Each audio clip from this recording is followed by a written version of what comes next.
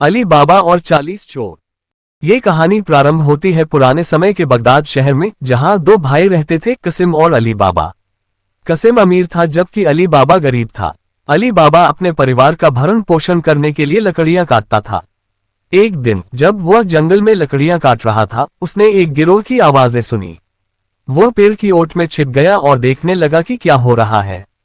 गिरोह के हिस्सेदार घोड़े पर सवार होकर आए और उन्होंने एक बड़ी चट्टान के पास रुककर कहा, खुल जा सिमसिम।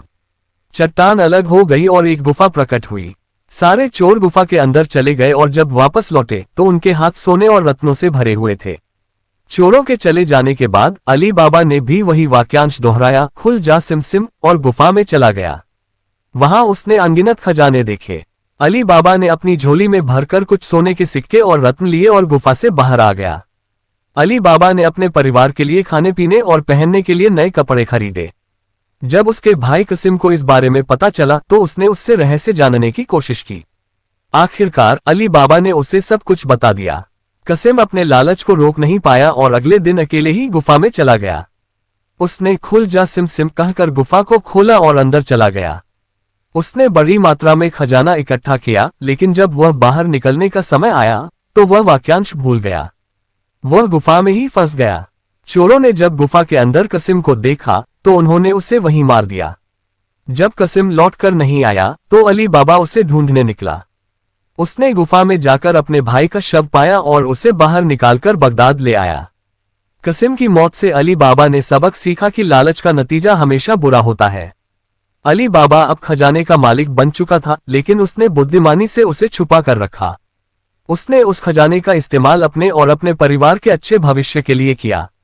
लेकिन अली बाबा की किस्मत में और कठिनाइयां लिखी थीं। चोरों का सरदार और उसके साथी अब अली बाबा से व्यापारी बनकर बदला लेना चाहते थे।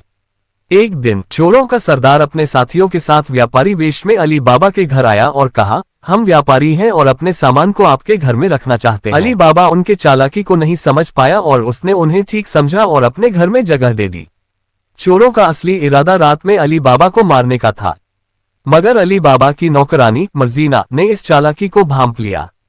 उसने एक तरकीब सोची और चोरों का ध्यान भटकाते हुए अपने बुद्धिमानी से सभी चोरों को बेहोश कर दिया।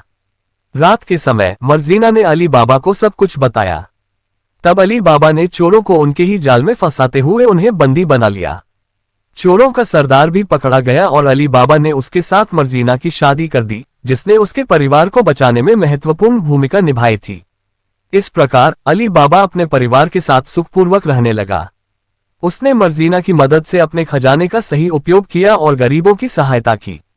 उसने सिद्ध कर दिया कि ईमानदारी और बुद्धिमत्ता के साथ काम करने से सभी बाधाएं पार की जा सकती हैं।